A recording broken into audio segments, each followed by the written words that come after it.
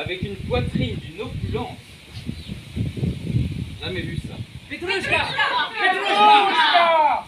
Le monsieur porte un cache-nez de laine à fleurs multicolores. Un cache-nez fait maison.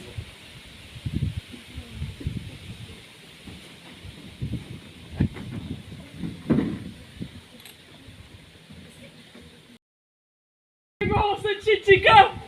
Quel homme bien intentionné! Petrouchka n'est pas un personnage très marquant. On dirait même qu'il rentre dans la catégorie des personnages de second, voire de troisième plan. Mais il est judicieux de se montrer exact comme un Allemand. Petrouchka, redingote grise, lèvres épaisses, nez charnu, caractère taciturne. Aime les livres, peu importe leur contenu. Les histoires d'amour, les micelles, les simples abécédaires, il lit tout avec une égale attention. Lui mettrait-on en main un formulaire de chimie, il ne le refuserait pas. Il aime le mécanisme de la lecture. Dort sans se déshabiller. Propage une odeur spécifique. Pardon d'accorder de l'intérêt à quelqu'un de si basse classe. En effet, on aime à rencontrer quiconque nous est supérieur. Le russe est ainsi fait. Il sacrifierait volontiers une amitié réelle pour donner, même de très loin, un coup de chapeau à un comte ou à un prince.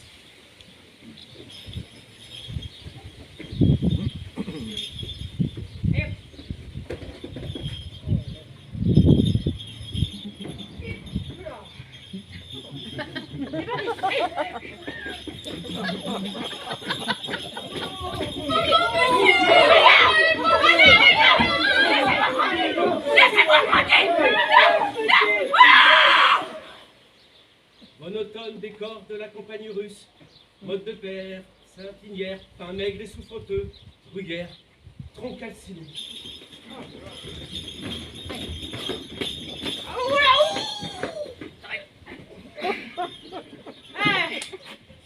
Le village de Zamanilovka est-il encore loin?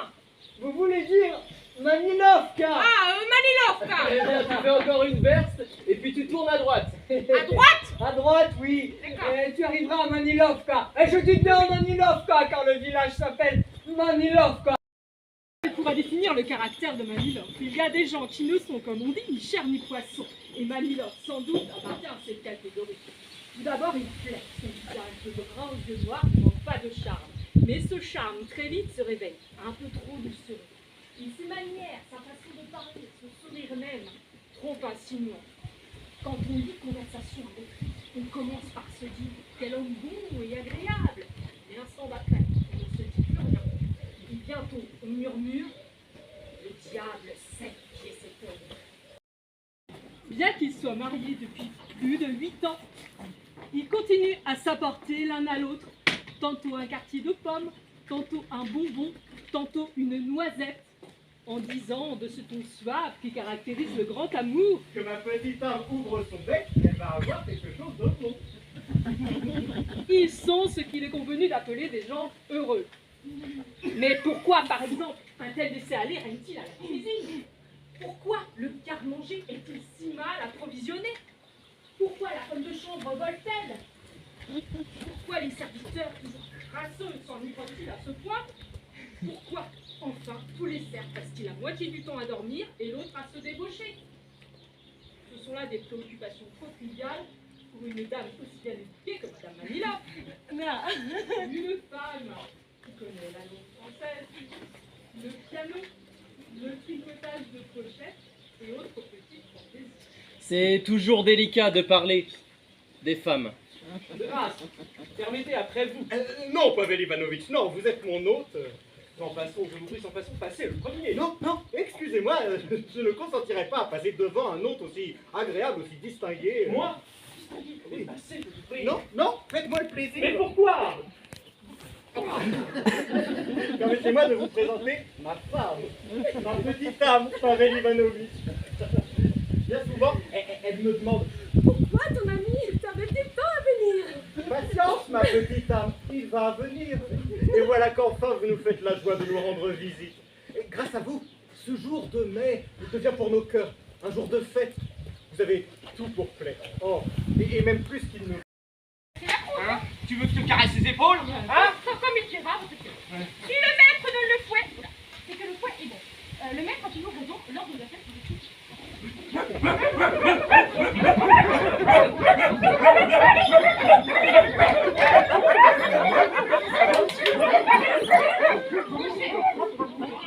Qui est là?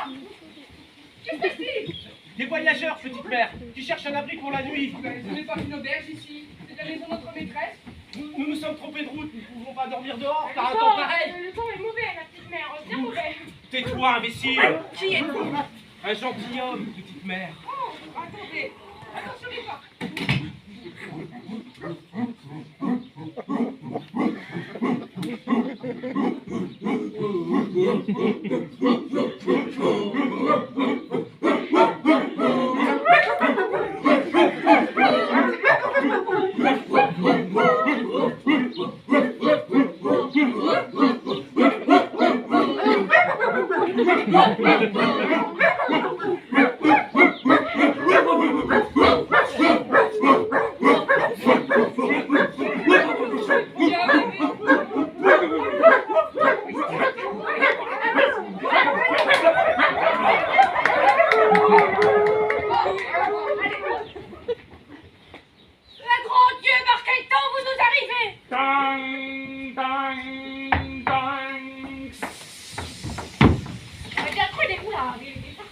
Tais-toi, imbécile.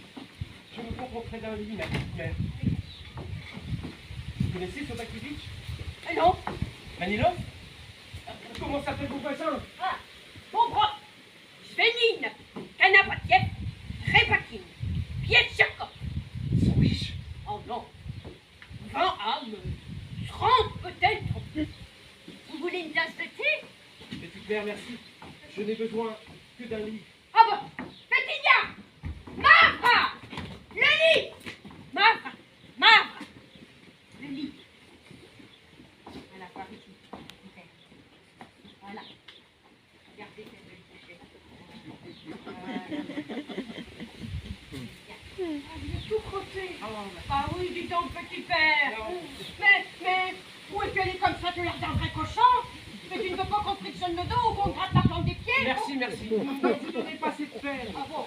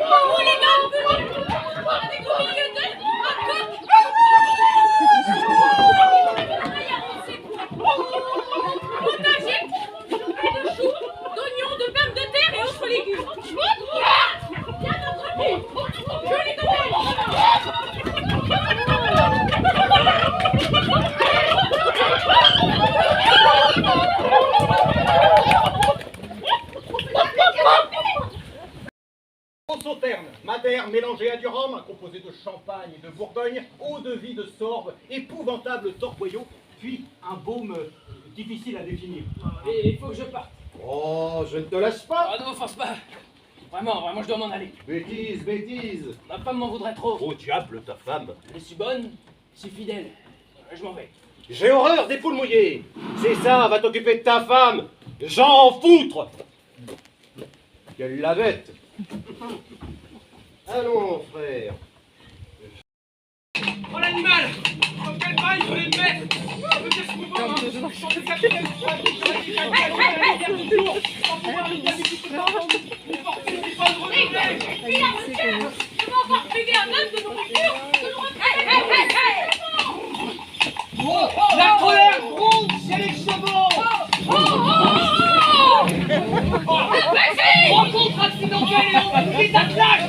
Aurais-tu laissé tes yeux en cage au cabaret? Recule-nous, sale cochon de Nijni Novgorod! Crétin! Andriouchka, prends-moi de bricolier. Garde-dessus, n'aie pas peur de rosser cet empoté qui ne veut rien savoir. Le spectacle procure aux paysans la même joie que la lecture des journaux, la fréquentation des clubs pour un citoyen allemand. Le tigré est si enchanté de la nouvelle connaissance qu'il s'est faite qu'il ne veut rien entendre pour abandonner la situation où le hasard vient de le placer. Le museau sur le cou de son nouvel ami, il lui murmure sans doute quelques balivernes car l'autre remue sans arrêt les oreilles.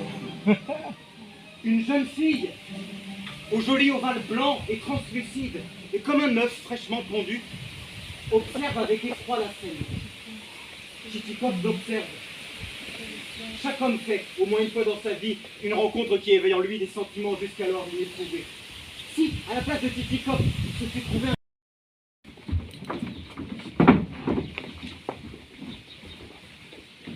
Chou, accompagné d'une gnagna, intestin de mouton farci au sarrasin, à la cervelle et au pied de veau. Mouton servi dans son entier et dindon de la taille d'un veau farci aux œufs, aux pois, au riz, aux fèves, enfin bref, à tout ce que le ventre de la bête peut contenir. Et puis confiture, aux poires, prunes et autres fruits. La quatrième place à table est occupée par une personne difficile à définir. Il y a des êtres qui n'existent dans le monde qu'à titre d'objet. Ce n'est pas chez le gouverneur que vous mangerez comme ça.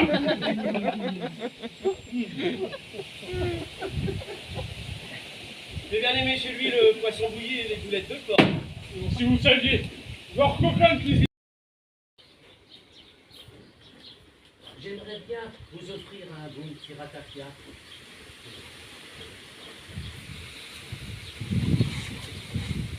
Il a disparu. Ils l'ont bu, les voleurs. Ah non, le voilà.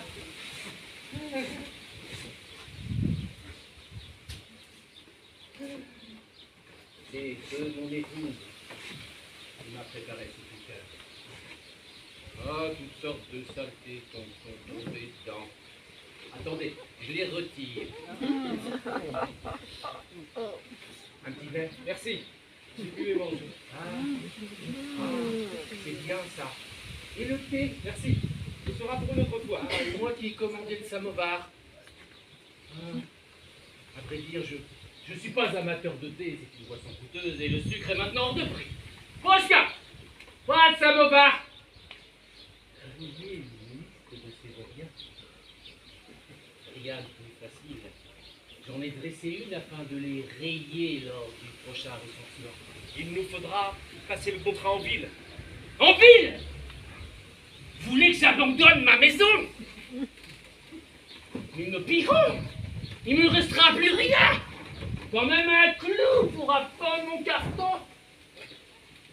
Vous connaissez peut-être Personne. Ah si. Le président. Notre amitié date de l'école. Un rayon de chaleur glisse sur le visage de bois. Comme lorsqu'un noyé remonte momentanément à la surface de l'eau. Mamra, le papier. Oh, tu pourrais mon papier, William. Quel papier, maître? En fait, de papier, je n'ai vu que celui qui recouvre votre verre.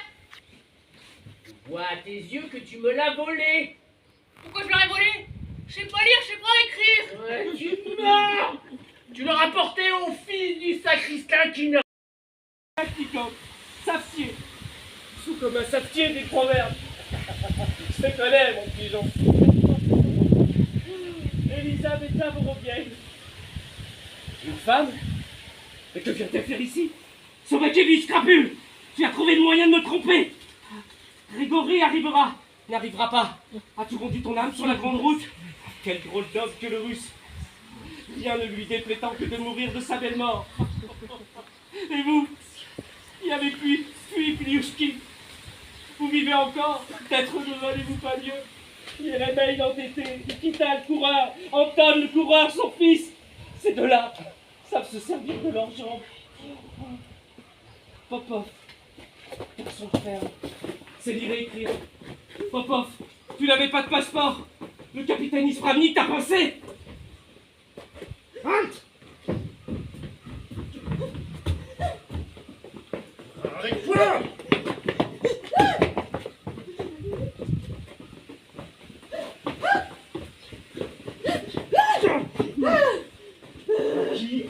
viens-tu, Greluchet? Pimenov, Que fais-tu ici? congé à redevance. Ton passeport! Chez mon patron. Faites venir Pimenov. C'est toi, Pimenov? C'est moi. T'a-t-il remis son passeport? Non, il ne l'a remis aucun passeport. Tu as menti, Maderno. Oui. Comme je suis rentré trop tard, je n'ai pas pu le lui donner. Je l'ai confié à Anton Prokhorov, le sonneur de cloche. Faites venir le sonneur de cloche. T'a-t-il remis son passeport? Non, il ne m'a donné aucun passeport. Tu as encore menti, mon pichon. Où est ton passeport? J'en avais un. Je l'ai peut-être perdu en route. Et la capote du soldat qu'on a retrouvé chez toi? Bigorgno. Et la cassette du prêtre qui comptait ses économies? Pourquoi l'as-tu volé? Volé?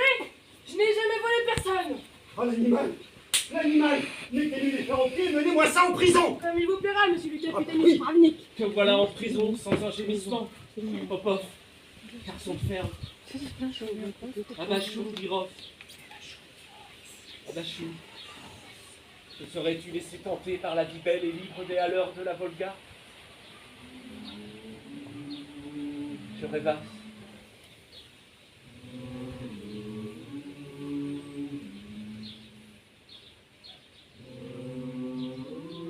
Au tribunal! Petrouchka! Petrouchka!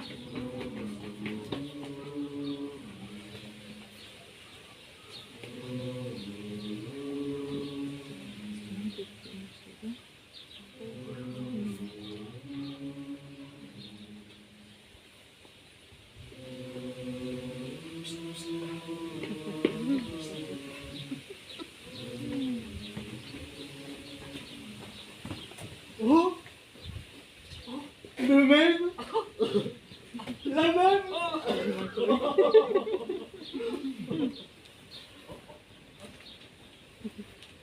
Qu'est-ce que c'est? Les paysans! Oh! Oh, mais c'est joliment exécuté! Hein. Et puis quel merveilleux encadrement! Qui a dessiné avec tant d'art? Ne me le demandez pas! Vous-même! Ma femme! Oh, mon Dieu! Je suis honteux de vous avoir causé tant de tracas. Des tracas! Quand il s'agit de Pavel Ivanovitch! Oh, non! 368. Où avez-vous encore fourré le bouchon de l'encrier? Recopie-moi ça, sinon t'enlèveras tes bottes et tu resteras 6 jours sans boire ni manger. Le bruit des plumes courant sur le papier est magique. Il rappelle celui que font les charrettes pleines de fagots quand, dans un chemin forestier, elles passent sur des despouches de feuilles. Veuillez nous indiquer où se trouve le bureau des contrats, s'il vous plaît. Que voulez-vous y faire? Présentez une requête! Qu'avez-vous acheté? Je voudrais d'abord que vous me disiez où est le bureau des contrats. Dites d'abord ce que vous avez acheté et à quel prix. Ensuite, nous vous dirons où est le bureau. Sinon, impossible de vous renseigner. Je te dis en toute amitié et devant son excellence, car nous sommes ici entre amis. Moi, je t'aurais pendu, de tort, pendu. Vous ne me croirez pas, excellence. Mais quand il m'a dit, vends-moi tes âmes mortes, j'ai éclaté de rire. Et puis, en arrivant ici, j'apprends qu'il a acheté pour 3 millions de paysans, sous prétexte d'en faire des colons. Drôle de colons, hein. Ce sont des morts qui voulaient m'acheter. Écoute, c'est quoi? Je suis une canaille, parole d'honneur, une vraie canaille. Ça dit ça ici. Ici, devant son excellence. N'est-ce pas, procureur? Toi, vieux frère, je te lâcherai pas tant que tu m'auras pas dit. Pourquoi? Tu voulais acheter les âmes mortes. Écoute, Tchitchikov, tu devrais avoir honte, car tu sais très bien que je suis ton meilleur ami. Vous ne pouvez savoir, excellent, jusqu'à quel point nous nous sommes attachés l'un à l'autre. C'est simple. Si vous me demandez à moi, ici présent, Nozriov, Et moi, en toute conscience, qui tu chéris le plus? Ton père ou Chichito? Je répondrai Chichito. Parole d'honneur. Permets, ma petite dame, que je te donne un baiser. N'est-ce pas, Excellence? Vous permettez que je l'embrasse? Oh, oui, si comme, ça fait pour leur côté. Permets que je te pose un petit baiser sur ta joue blanche comme neige. Non. La fête continue. Mais le cœur de Tchitikov n'y est plus. On finit par mettre à la porte Nozria. Le maître rentre dans sa chambre, mécontent de lui et de sa soirée. Que le diable emporte ceux qui ont inventé des balles. Des balles.